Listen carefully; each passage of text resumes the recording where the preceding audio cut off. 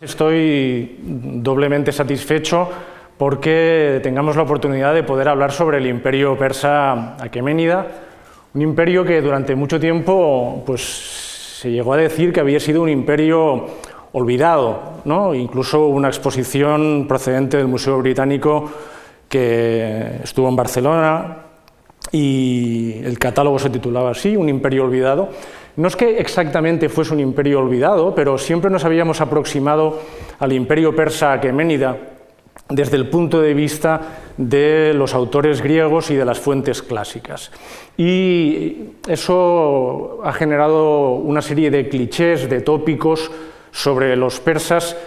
en general nunca buenos, que han distorsionado lo que fue la realidad de este imperio que constituyó el primer imperio mundial de la historia y uno de los imperios más grandes que ha existido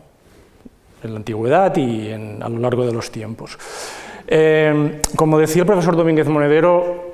¿por qué se eligió la figura de Darío I y no, como ustedes saben, la de Ciro el Grande, que es el que realmente funda el imperio persa hacia el año 559 o 550 a.C.? Bueno, porque yo creo que Ciro es el fundador, lleva a cabo las conquistas como ahora veremos, de buena parte de los territorios que constituirán el imperio persa aqueménida, conquista que completa su hijo y heredero Cambises con la conquista de Egipto, pero el que realmente consolida el imperio persa, y yo creo que para consolidar un imperio no es únicamente necesaria la conquista, sino que es necesaria la creación de unas instituciones que generen una estructura sólida que permita que un imperio perdure en el tiempo, como perduró el imperio aqueménida durante 2 siglos, fue Darío I, al que además voy a presentar como lo que seguramente fue, que fue un usurpador y de hecho alguien que llegó a ser rey cuando en principio lo esperable no es que fuese el rey, porque no era heredero directo de Ciro el Grande, el fundador del imperio aqueménida. Como decía, el primer imperio mundial, uno de los imperios más grandes de todos los tiempos, multicultural, multiétnico. Yo sé que la palabra multiculturalismo es un término que ahora está en crisis, aunque es un término, la verdad, que muy bonito y muy digno. Sí que querría matizar que es cierto que voy a defender que fue un imperio multicultural y multiétnico.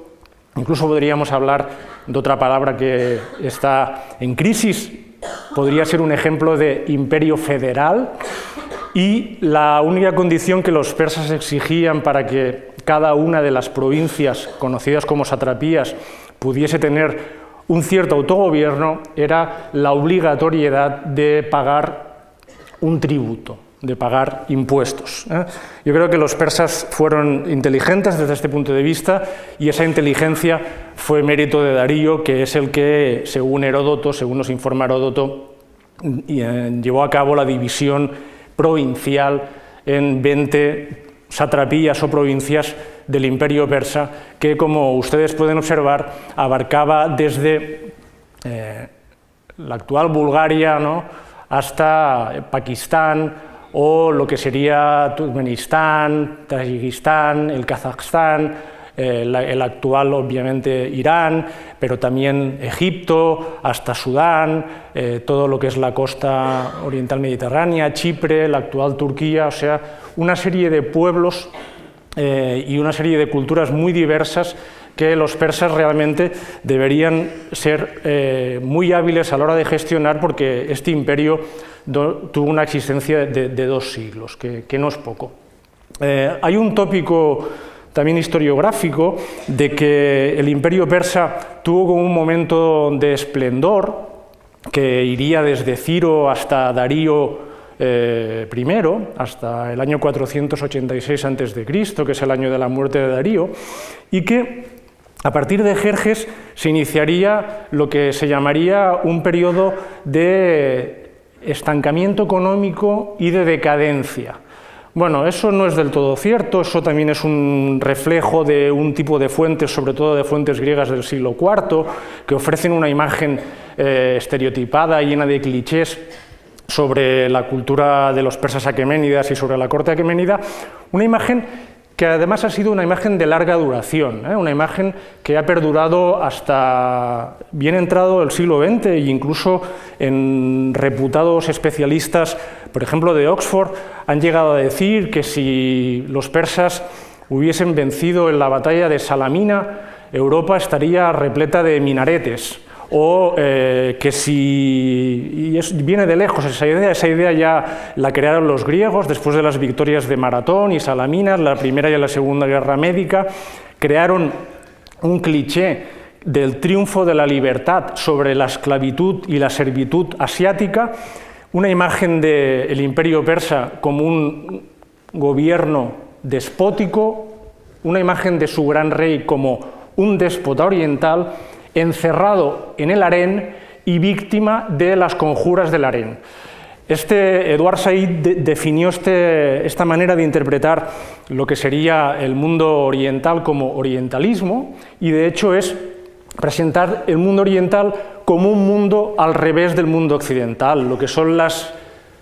virtudes del mundo occidental, ¿no? Pues se convierten todas en vicios en el mundo oriental. Entonces, en el mundo oriental no hay nada a emular, sino que todo se ha de censurar. E incluso pocas de las palabras que han pervivido hasta nuestros días, que ustedes pueden relacionar con el imperio persa aqueménida, tienen una connotación clarísimamente negativa, como por ejemplo la palabra sátrapa, que es una palabra que hace referencia a un gobernador provincial y que para nosotros pues, también tiene esta connotación de un gobernante corrupto y despótico que no respeta la libertad. Bueno, ya veremos que hay dos palabras más que han pasado a la tradición, que curiosamente estas no tienen una connotación negativa, unas absolutamente neutras, la palabra pistacho, o sea, para los griegos los persas eran famosos porque comían pistachos, y los pistachos de Irán, pues evidentemente son pistachos de muy buena calidad, y la otra palabra que ha pasado a la tradición, y esta sí que no con una connotación negativa, y de la que hablaré en su momento, es la palabra paraíso, O sea, los reyes persas, luego comentaré, aclimataban especies, tanto animales como vegetales, de todos los puntos del imperio en una especie de reservas de caza y de ocio que se llamaban así, paraísos, donde el rey se ejercitaba con los cortesanos en la caza y en actividades cinegéticas. Dicho esto, bueno, aquí quizás en un mapa se ve un poco más claro lo que sería la extensión del imperio que comentaba, ¿no?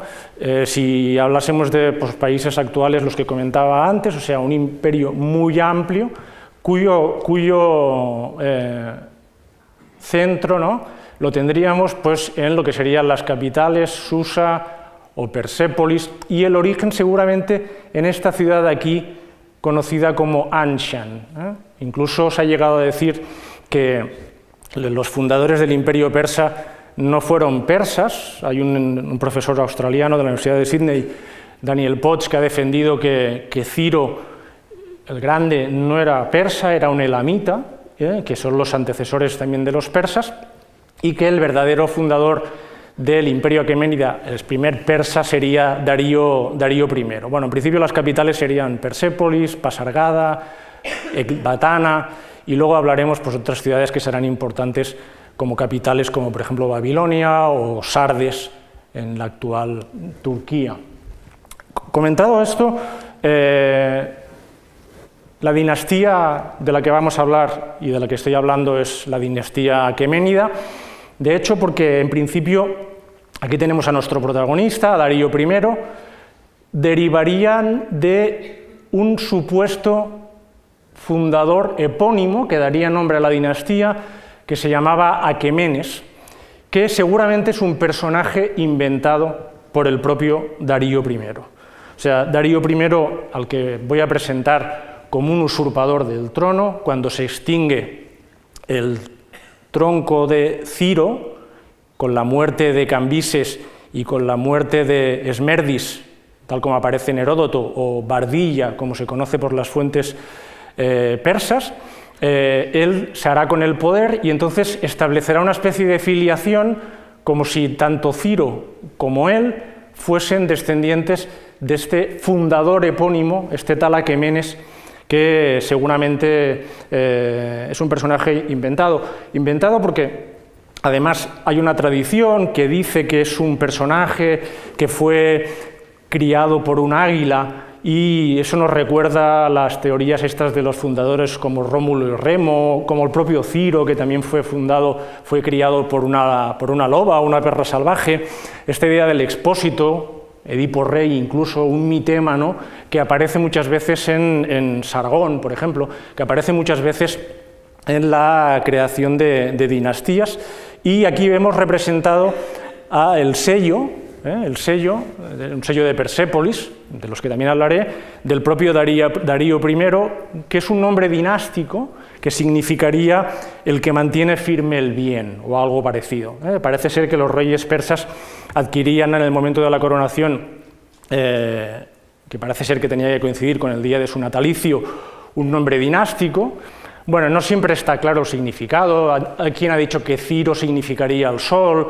Cambises se ha relacionado con un pueblo iranio del noroeste del Pakistán, y por ejemplo Jerjes se ha relacionado con ser guerrero, o Artajerjes como el que lucha a favor de la verdad, y veremos que el concepto de Arta, el concepto de verdad, va a ser un concepto fundamental en la consolidación y en la creación de lo que va a ser la ideología real aqueménida, y aquí es donde veremos que está el mérito de Darío y de la creación por Darío y consolidación, como decía, del imperio aqueménida.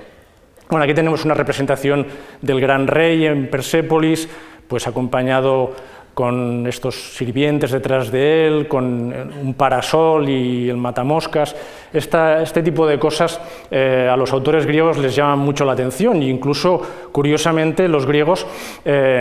adoptaron como modas algunas de las cosas que criticaban de los persas, ¿no? Una práctica también etnocultural muy típica, ¿no? Que criticamos a una cultura, ¿no? Por ejemplo, la cultura norteamericana, y en cambio imitamos muchas de sus costumbres. Pues los griegos hacían algo parecido, ¿no? Estaban todo el día criticando a los persas como un pueblo dominado por la molicie, por todos los vicios, cobarde, con el rey encerrado siempre, como decía antes, en palacio o en el harén, pero en cambio se pusieron de moda incluso algunas maneras de vestir, algunos colores en la ropa y algunos complementos como los parasoles y los matamoscas en la Atenas de los siglos V, o sea, antes de Cristo. O sea que a veces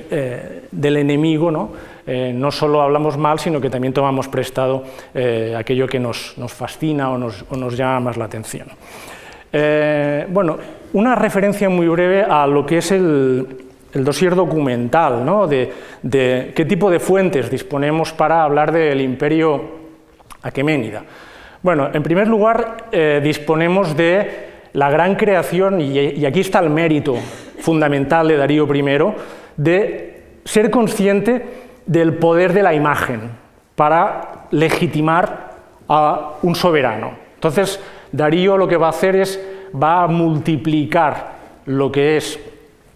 su imagen y lo que es su mensaje por todo el imperio. Y, por ejemplo, en el momento que sea coronado como rey, pues en la montaña del Bagastán, la morada de los dioses, en el camino hacia Ecbatana, hará cincelar, por ejemplo, esta inscripción espectacular en la que se le ve pues, venciendo a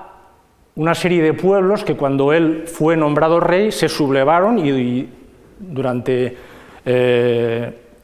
fueron 9 pueblos y 19 batallas, consiguió dominarlos y hizo cincelar esta victoria en esta espectacular inscripción. Esta inscripción está en 3 lenguas, que van a ser las 3 lenguas que utilicen mayoritariamente los persas aqueménidas, y esto van a ver ustedes que también es otra muestra de pragmatismo. Está en la lengua elamita, que fundamentalmente se va a utilizar en las tablillas persepolitanas de Persépolis, que son de carácter económico, y también las inscripciones reales. Está escrita en la lengua acadia, que es la lengua que se hablaba en Babilonia, y está escrita en persa antiguo. Curiosamente, es a partir de Darío cuando por primera vez la lengua persa se pone por escrito. Y evidentemente lo que hace Darío es repartir una copia de esta inscripción por todo el imperio, como podemos ver por ejemplo aquí en un papiro procedente de una guarnición judía en Elefantina, en Egipto, en la que hay una copia de esta inscripción. O sea, esta inscripción, incluso Diodoro de Sicilia nos dice que la distribuyó por todo el imperio, o sea, hizo distribuir esta inscripción por todo el imperio. Otra de las lenguas que van a utilizar los persas mayoritariamente es el arameo imperial, como lengua también de comunicación y como lengua diplomática, es la lengua que se utiliza en el Próximo Oriente, y el problema es que no disponemos de fuentes propiamente persas. Los persas fueron avaros a la hora de explicarnos su historia, no disponemos de ningún libro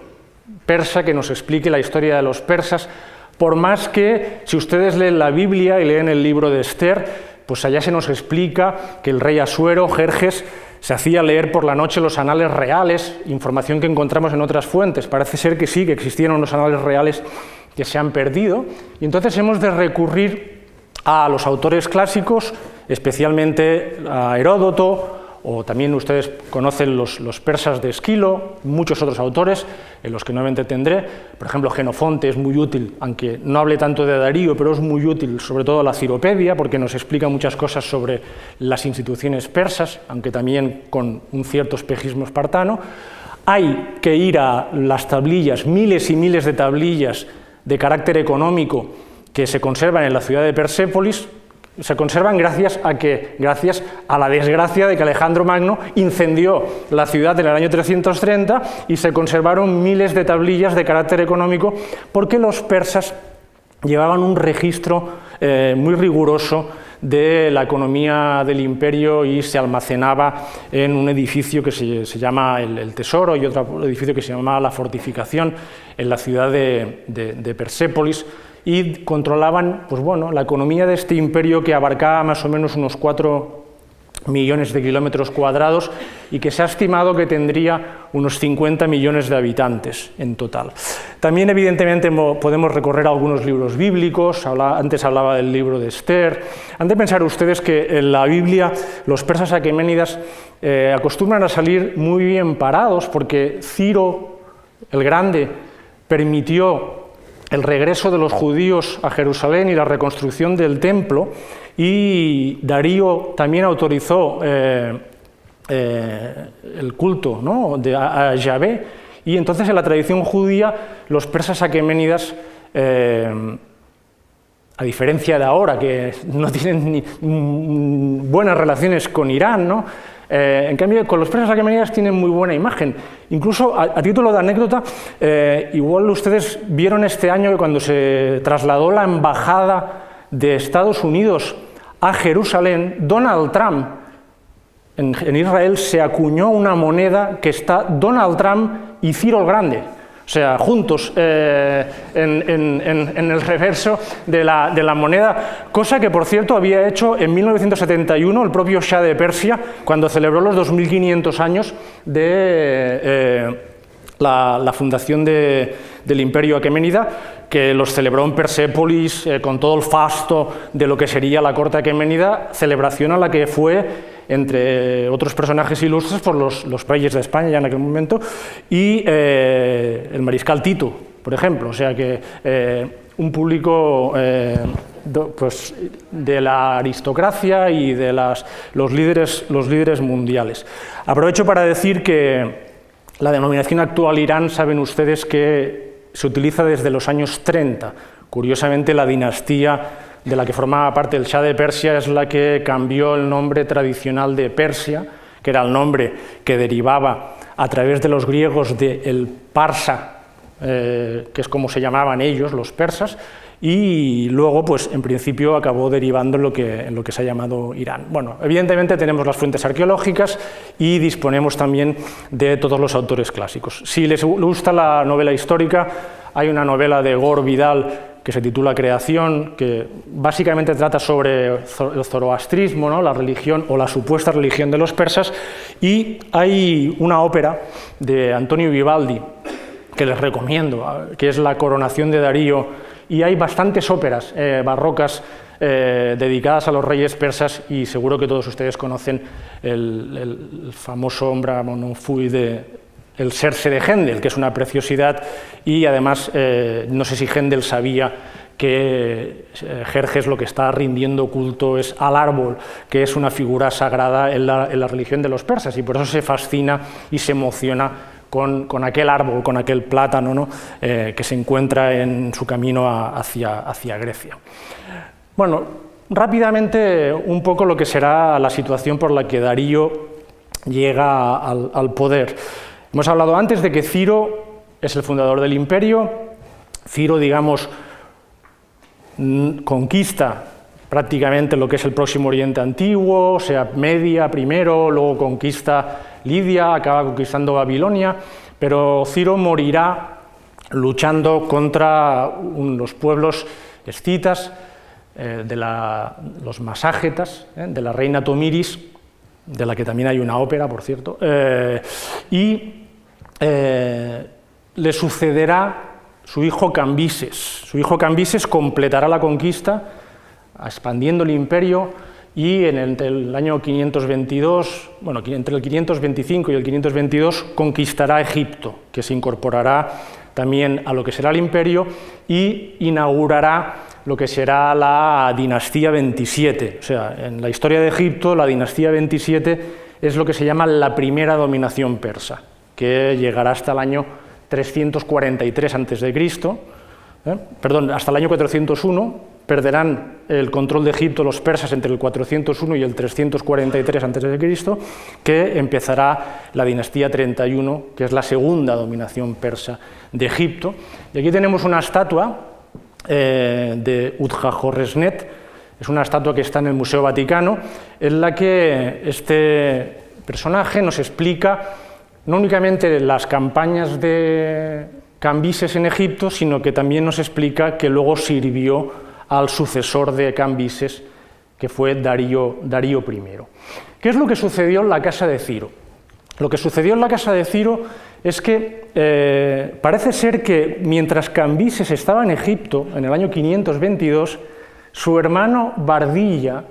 usurpó el trono. Cambises volvió corriendo hacia Persia, pero murió en el trayecto. Y entonces parece ser que aquí las historias se confunden, ¿no? Parece ser que Bardilla, en otra versión, había sido asesinado por Cambises antes de ir a Egipto, y entonces el usurpador fue un mago que se llamaba Gaumata, que se hizo pasar como el falso Esmerdis o el falso Bardilla. Son los dos nombres que tiene el hermano de Cambises, Esmerdis o Bardilla. Todo parece indicar que lo que sucedió realmente es que el hermano de Cambises usurpó el trono y que Darío, acompañado de 6 nobles, mató al hermano de Cambises, y entonces hubieron de decidir quién era el nuevo rey. Eso pasó en el año 522 a.C., y aquí tenemos 2 versiones de lo ocurrido. Una nos la explica el historiador Heródoto y otra nos la explica el propio Darío en la inscripción que hemos visto antes de Behistún, que es aquella inscripción tan espectacular que hemos visto antes, ¿no? Bueno, parece ser que los 7 conjurados, o sea, Darío y 6 más, mataron, según la versión de Darío, a este mago que se hacía pasar por el hermano de Cambises y por tanto el hijo de Ciro, y entonces decidieron quién iba a ser rey. Bueno, Heródoto nos explica una cosa muy divertida, y es que antes llevaron a cabo un debate sobre cuál era la mejor forma de gobierno, ¿no? O sea, si lo mejor era una monarquía, que era lo que defendía Darío, si lo mejor era una oligarquía o si lo mejor era una democracia. Bueno, ese debate es un falso debate, evidentemente, que no cabe en el mundo persa del siglo VI donde estamos, y eso es una aportación del propio Heródoto a un debate que es propio del siglo V, y acabó triunfando la opción de la monarquía defendida por Darío. Pero los persas necesitaban la confirmación del dios Ahura Mazda, el sabio señor, y además se tenía que confirmar con un ritual de hipomancia, de magia vinculada a los caballos, que era que sería proclamado rey el caballo del cual relinchase primero al salir el primer rayo del sol. El palafranero de Darío, la noche anterior, llevó al caballo de Darío junto a una yegua, justo donde se tenía que celebrar al día siguiente, ¿no?, la elección del soberano, y obviamente el caballo al día siguiente, cuando volvió al lugar y despuntó el sol, al recordar la olor de la yegua, relinchó, y entonces se consideró que, bueno, Heródoto dice que además el cielo tronó y hubo un rayo, ¿no?, y por tanto se decidió que Darío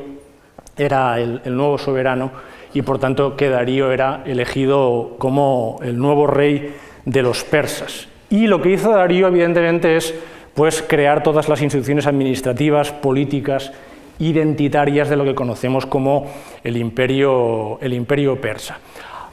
Después de tener que vencer durante un año todas estas revueltas o crisis, ¿no?, nacionales de lo que habían sido los antiguos territorios independientes o reinos independientes que aprovecharon la crisis dinástica para intentar recuperar la independencia, pues Babilonia, Armenia, Egipto, Elam, y Darío pues sofocó todas estas revueltas. Darío no únicamente fue un personaje hábil por sus virtudes como políticas, sino que también tuvo el don de la celeridad y tomaba decisiones muy rápido y siempre con una pasión fría, o sea, siempre utilizando la razón. Y lo primero que hace es vincularse al fundador del imperio. ¿Cómo? Con una política matrimonial. Lo que hará es casarse con 2 de las hijas de Ciro, casarse con lo que también será la esposa de el hermano de Cambises, y casarse sobre todo con Atosa, que será hija de Ciro, hermana de Cambises, y será la futura madre de Jerjes. O sea, Darío lo que consigue es juntar a través de un matrimonio dinástico estas 2 supuestas ramas de la dinastía aqueménida. O sea, a partir de ahora su hijo va a ser un aqueménida puro, un ario puro, en el sentido de que, lo digo porque los persas se consideraban arios, y porque va a ser descendiente de Ciro por parte de su madre Atosa y descendiente, evidentemente, de Darío. También lo que va a hacer es contraer matrimonios y intercambiar a las hijas. La mujer siempre se ha utilizado en la antigüedad como una mercancía para establecer relaciones políticas, y entonces va a casar a algunas de sus hijas con miembros de la aristocracia, para de esta manera también conseguir la fidelidad de todos ellos, ¿no? Y enseguida lo que hará será identificar a Ciro como una aqueménida, o sea, como si todos descendiesen de este fundador originario, ¿no? Atosa es una reina importante. Los autores griegos siempre ofrecen una imagen de los reyes persas dominados por las mujeres y por lo que antes comentaba, y los eunucos, lo que antes comentaba, la conjura del harén, y por ejemplo,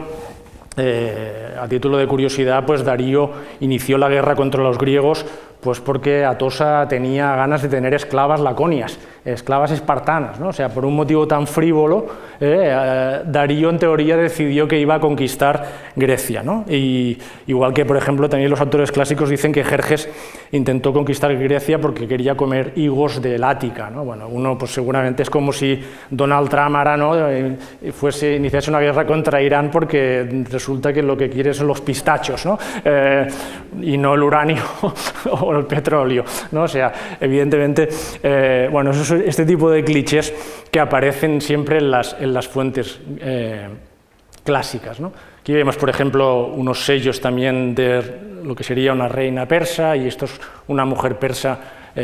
procedente de Egipto, y la idea también de que Darío será elegido por Ahura Mazda, el sabio señor, que es el dios de lo que será el mazdeísmo, la religión de los persas aqueménidas, o al menos de Darío, porque en las inscripciones de Darío el único rey que aparece es Ahura Mazda, y luego a partir de Artajerjes II veremos que también aparecerá Mitra y aparecerá Anaíta como divinidades, pero en general en las inscripciones de Darío el único dios que aparece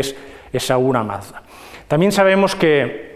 antes había sido el portador del carcaj de Ciro, había sido también el portalanza de Cambises, o sea que sí que Darío había sido cercano a la corte, su padre, incluso su padre Histaspes, había sido comandante en Partia,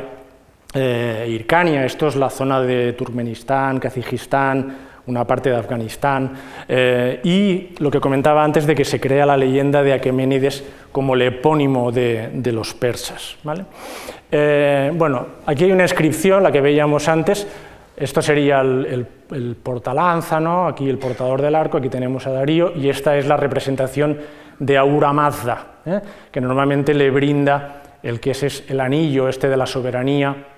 a Darío, y en todas las inscripciones él ofrece, ¿no? Agradece a Ahura Mazda que lo haya elegido como rey, pues por la gracia de Ahura Mazda, ¿no? Pues yo soy el gran rey, el rey de reyes, el rey en Persia, el rey de los países. Además, he hecho esta inscripción que está en ario, ario es la lengua persa, ¿no? Y dice que además la ha distribuido, ¿no? Pues en arcilla y en pergamino, y que esta inscripción la envié a todas partes en las provincias, en las satrapías. Todo esto es lo que aparece en esta inscripción, y aquí a los vencidos, ¿no? A los rebeldes vencidos, que esto es el poder de la imagen para mantener lo que sería esta ideología imperial. Y estos serían la lista de satrapías. Heródoto habla de 20, aquí aparecen 23, en una inscripción de su hijo Jerjes se hablan de 31, o sea que las cifras van variando según las fuentes. ¿Qué va a hacer Darío? Pues campañas en Asia Central contra los escitas, la zona en la que seguramente había muerto Ciro, en esta zona del Kazajstán, más o menos, contra los maságetas. Luego expanderá el imperio hasta el actual Pakistán,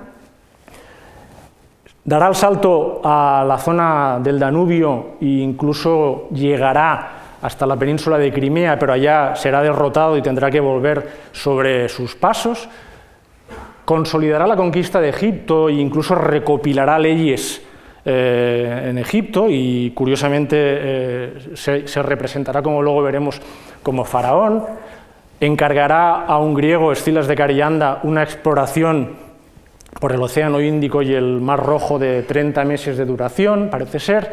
y luego progresivamente lo que va a hacer es que se va a ir aproximando a la zona del Egeo, primero apoyando a las tiranías y pidiendo lo que sería la sumisión que en el mundo persa se solicitaba mediante el agua y la tierra. O sea, si un pueblo ofrecía agua y tierra, quería decir o significaba que se sometía al imperio aqueménida. No todos eran victorias, o sea, en un determinado momento va a haber una revuelta en Jonia entre los años 499 y 494, en el que estas ciudades griegas de la actual Turquía, ¿no? De Asia Menor, se van a rebelar contra los persas. Con la ayuda también de los atenienses, llegarán incluso a incendiar una parte de la ciudad de Sardes, una de las capitales de esta satrapía, pero finalmente los griegos serán derrotados en la batalla de Lade y los persas tomarán Mileto, saquearán Mileto, enviarán a las jóvenes de Mileto al harén real y a los jóvenes de Mileto los convertirán en eunucos, ¿no? O sea, y a uno de los líderes, Aristágoras de Mileto, huirá y morirá, y uno de los líderes, que se llamaba Istio de Mileto, será empalado y despellejado, que es lo que los persas normalmente hacían con los traidores, a los traidores al imperio. Curiosamente, luego llevarán a cabo, ¿no? Una reordenación del territorio y practicarán una especie de arbitraje entre las ciudades griegas, y la economía de las ciudades griegas no fue nada mal, porque han de pensar ustedes que estas ciudades griegas es el final de lo que se entiende como la ruta de la seda, o sea, lo que son las calzadas reales que unen desde la India hasta el Mediterráneo. Pues estas ciudades se enriquecerán de convertirse en emporios de salida de las mercancías provenientes de Oriente hacia el Mediterráneo. La aventura quizás más famosa que conocemos de Darío es la que se conoce como Primera Guerra Médica y lo que es la derrota de Maratón, en la batalla de Maratón, que seguramente era más una operación de castigo porque los atenienses habían colaborado en el incendio de Sardes. De hecho, Darío se hacía recordar cada día por un sirviente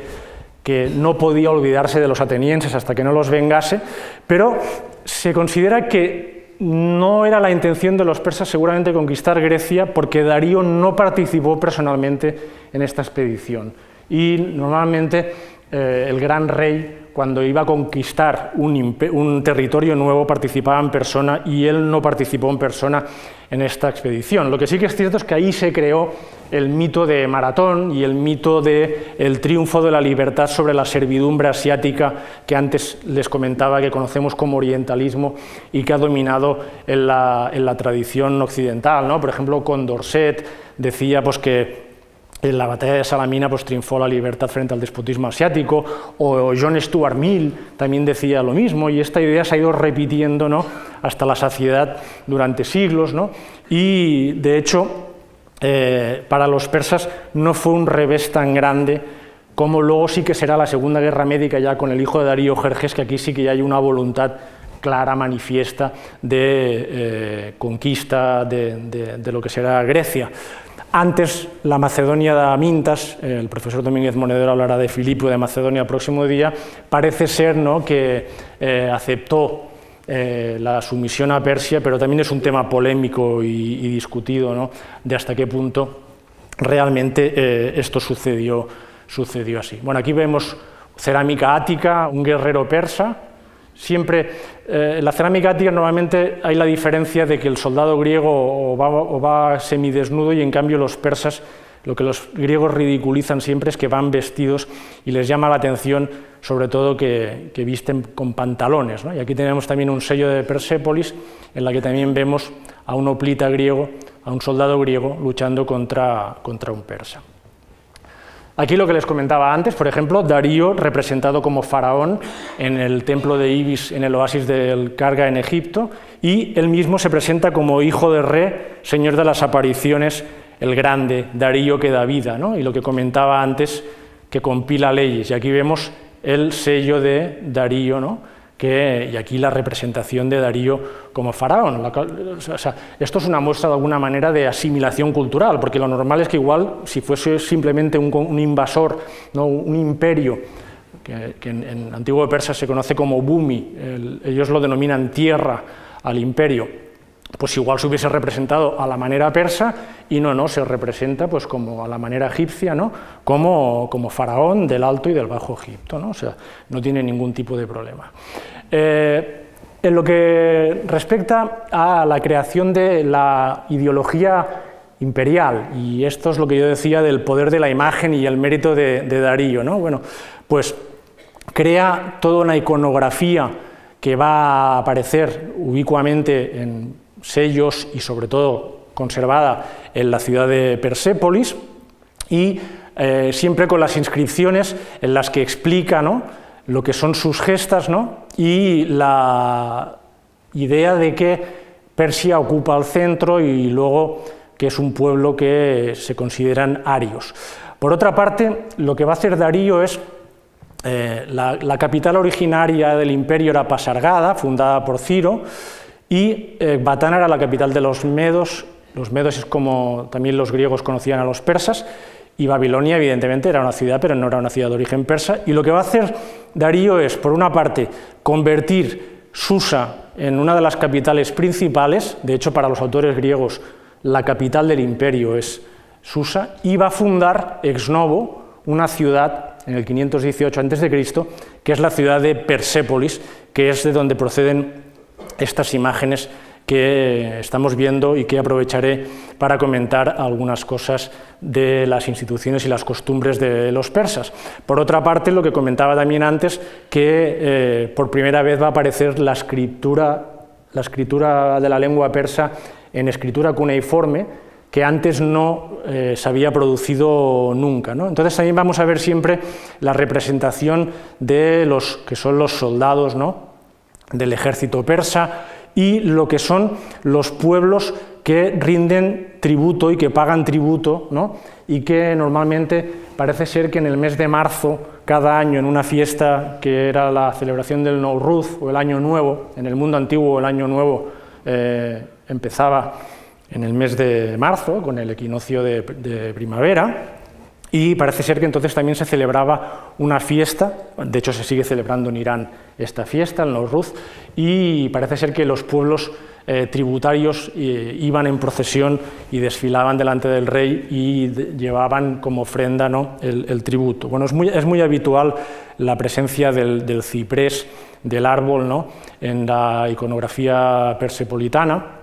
y normalmente los persas pues tienen toda una relación con el tema de las plantas, como luego veremos en el caso de los paraísos, ¿eh? La ideología real. Normalmente eso es una inscripción de Darío en la que dice: como caballero soy buen caballero, como arquero soy buen arquero a pie y a caballo, como lancero soy buen lancero a pie y a caballo. He aquí las cualidades que Ahura Mazda me ha dado. Y normalmente la ideología real consiste en, o la educación de los persas consistía en saber montar a caballo, disparar con el arco y decir la verdad. Por otra parte, Darío, por primera vez, crea también otro elemento de consolidación de lo que sería un sistema económico y un sistema imperial, que es la moneda de oro, el dárico, que es una moneda de 8,4 gramos de peso, que curiosamente solo funciona en la parte occidental del imperio, y también hay una versión, el siclo, en plata, de 10,75 gramos, con la iconografía parecida. Y lo que es bastante espectacular es todo lo que es la presencia de las armas, este tipo de espadas aqueménidas en el oro. Todo esto es del tesoro del Oxus, en una zona de Afganistán donde aparecieron estas figuras de oro. Aquí vemos un persa, y esto es otro de los motivos iconográficos, que es lo que se conoce como el héroe real luchando contra una especie de bestiario semimítico. Lo que van a hacer los persas es recoger, en esto son muy eclécticos, recoger muchos motivos iconográficos de lo que es el mundo del Próximo Oriente Antiguo. Ya les hablaron de Asiria el otro día, y por tanto mucha de la iconografía que ustedes van a ver aquí recuerda precisamente a este mundo de los asirios, o a este mundo babilonio. Y aquí tenemos los restos de un tapiz conservado en Siberia del siglo V, en la que también se ven aquí pues, a estos jinetes persas. Estos serían los restos de Susa. Y aquí tendríamos la representación de los lanceros de Susa, que se conservan en el Museo del Louvre, y también parece ser que Darío formó lo que sería, o estructuró el ejército con lo que sería un regimiento de los inmortales. Aparecen en Heródoto con esta denominación, y parece ser que era como un cuerpo de élite formado por 10.000 hombres, y se les llamaba inmortales porque cuando caía uno en combate pues era automáticamente sustituido por otro, ¿no? Y normalmente pues aquí vemos lo que es la representación típica de un persa, que si ustedes leen a Heródoto pues dicen que los define que tienen la nariz aguileña, y todos los persas que van a ver representados tienen curiosamente la nariz aguileña. Esto sería la ciudad de Susa, los restos de Susa. Y esto sería la fundación de Persépolis, que sería pues, la ciudad más espectacular conservada, y esta sí fundada por Darío, lo que sería una sala de audiencias o apadana, ¿no? Aquí es el Palacio de Jerjes, y el tesoro donde se almacenaban todas estas tablillas de carácter económico que les comentaba antes de Persépolis, que se conservaron gracias al incendio por parte de Alejandro, y el harén donde residían las princesas y las 360 concubinas, porque el rey de Persia pasaba, según los autores griegos, cada noche del año con una mujer diferente, con una concubina diferente. Bueno, el número 360 es un número que evidentemente tiene un carácter simbólico. El calendario persa era de 360 días,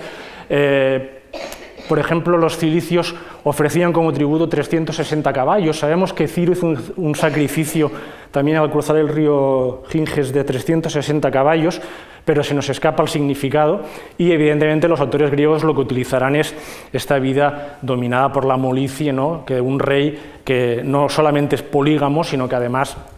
cada noche, ¿no?, hace desfilar a una de sus concubinas y que tiene 360, que además están vigiladas por los eunucos, que son estos personajes intrigantes que también dominan el imaginario oriental. Bueno, aquí vemos otra representación de lo que sería Persépolis, esta capital de los persas aqueménidas. Estos motivos, por ejemplo, son claramente, ¿no?, los limasos son copiados del mundo babilónico y siempre hay este tipo, lo que veíamos antes, las inscripciones, y el estilo real, desde un punto de vista artístico, es lo que una especie de combinación de arte babilonio, egipcio y en menor medida de arte griego, ¿no? Esto sería el palacio de Darío o Tajara, la Padana, lo que hemos visto antes era la sala de audiencias, esto sería una posible reconstrucción. Esto sería el harén, que actualmente es el Museo de Persépolis. En todos los relatos sobre el mundo oriental y el orientalismo, lo que comentaba antes, todos los reyes, no en el caso de Darío, que murió de enfermedad, pero sí Jerjes o otros soberanos persas, fueron víctimas de las conjuras del harén, y normalmente a los autores griegos les escandalizaba que los persas se acostaban con sus hermanas y con sus madres y practicaban el incesto. De hecho, algo hay de verdad, ¿no? Pero no son únicamente los persas, también los egipcios creían que de alguna manera así pues, la continuidad dinástica era más pura, y por ejemplo,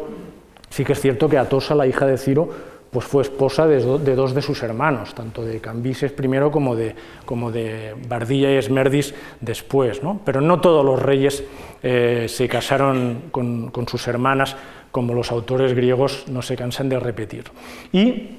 Darío, además, también lo que hizo es construir lo que fue su tumba, ¿no?, cerca de Persépolis, en Naxio-Rustam, que es la tumba de Darío aparece aquí, y aquí tenemos a Darío, la inscripción, y debajo se hace sostener por todos los pueblos, ¿no?, que controla el imperio, ¿no? Y hay una inscripción, si tú piensas cuántos países domina el rey Darío, pues mira las imágenes que hay debajo y lo sabrás, ¿no? O sea, que para que veas que el imperio persa pues es un imperio muy extenso. Y aquí tenemos lo que se llama la Torre de Zoroastro, que hay quien dice que la coronación se celebraría aquí, hay quien dice que la coronación se celebraría aquí en Pasargada. Esto es la Torre de Zoroastro de Naxi-Rustam, esto es la tumba de Ciro en Pasargada. Dicen otros que la coronación se celebraría aquí vistiendo las ropas y las insignias de Ciro y mostrándose desde una de estas ventanas en otra torre que hay idéntica en Pasargada, que se llama el Zendán, mostrándose ante el pueblo. Bueno, lo de las satrapías que comentaba antes, la división provincial, aquí pueden ver en un mapa la contribución de las diferentes satrapías. Por ejemplo, la India es lo que es el Pakistán actualmente, es la satrapía que más contribuye normalmente en plata, pero hay algunas satrapías, pues por ejemplo Egipto también contribuye con plata, pero también con trigo y con unos derechos de pesca, o algunos pueblos que no son exactamente satrapías, como Arabia, pues envían incienso, o los cilicios envían caballos, o sea que en general el tributo se paga tanto sea en plata como en especie. Darío también crea lo que es una red viaria, lo que se llaman las calzadas reales que unen el imperio, y lo que comentaba antes, cómo se conecta el mundo oriental con el Mediterráneo, lo que se llaman las calzadas reales. Fija una unidad de medida, la parasanga, de 5 kilómetros, y vertebra el imperio con este tipo de calzadas que son como casi un precedente de lo que serán las vías romanas, e incluso lleva a cabo o finaliza lo que será el precedente del canal de Suez, que es un canal que conecta lo que sería el Nilo y el Mar Rojo, y curiosamente el hijo de Lesseps encontró 4 inscripciones de Darío, en la que él mismo dice, el rey Darío dice: yo, un persa, partiendo de Persia, conquisté Egipto y ordené cavar este canal desde el río llamado Nilo que fluye en Egipto hasta el mar que empieza en Persia. De tal modo que cuando este canal fue acabado como yo ordené, barcos desde Egipto lo cruzaron hasta llegar a Persia, tal y como yo había previsto. Este canal se había empezado anteriormente en época del faraón Necao, y Darío parece ser que lo que hizo es que lo finalizó. Aquí vemos también a Darío, que vuelve a representarse como faraón haciendo una ofrenda a Anubis, y esto es una estatua de Darío que fue hallada en Susa, pero que es proveniente de Egipto, y aquí vemos uno de los símbolos del rey, que es esta cimitarra, esta especie de puñal que se llama Quinaques, y que es uno de los símbolos de la realeza persa. Esto es el tesoro, lo que les comentaba antes, el centro de lo que sería el corazón, el centro de la economía del imperio, juntamente con otros tesoros que habría repartidos en cada una de las satrapías, y estas son las tablillas que conservamos, están escritas en lengua lamita, y conservamos tablillas, por ejemplo, de cómo se gestionan las tierras del rey, las tierras de las princesas de la corte, cómo se ofrecen raciones y pago por los trabajos a los trabajadores que se llaman kurtash, y también disponemos de información de unas tablillas de una casa de negocios en Babilonia, los Murashu, que también gestionaban lo que era la economía del rey de Persia. El tema de los paraísos se comentaba antes, un texto de Jenofonte que nos habla de que los persas les gustan mucho los vergeles, que ellos llaman paraísos, llenos de todas las cosas bellas que produce la tierra, y tenemos otro documento excepcional, una inscripción que también se conserva en el Louvre, que es una carta que Darío envía a un servidor suyo, conocido como Gadatas, en el que le llama la atención, ¿no? Bueno, primero le felicita, ¿no? Porque ha trasplantado árboles más allá del Éufrates, o sea, esto de aclimatar especies, ¿no? De una parte del imperio a otra, pero por otra parte le llama la atención porque está vulnerando unos derechos que tienen los sacerdotes del templo de Apolo en esta zona de Magnesia, y Darío lo llama al orden. Aquí tenemos un sello también procedente del Louvre, en lo que se ha querido ver una imagen del rey como el rey agricultor, ¿no? Que es una de las representaciones que el rey de Persia también utiliza, y aquí vemos lo que sería el resto de uno de estos paraísos en Pasargada y la reconstrucción que han hecho los arqueólogos franceses, y un sistema muy interesante que se llaman canats, y es una especie de canalizaciones subterráneas mediante las cuales los persas llevaban el agua a estos paraísos. Por ejemplo, aquí ven ustedes, son como una especie de un túnel subterráneo, ¿no? Y que se desciende por estos agujeros que ven aquí, y este es procedente de Egipto, y por aquí se llevaba el agua a estas reservas de caza y a estos paraísos,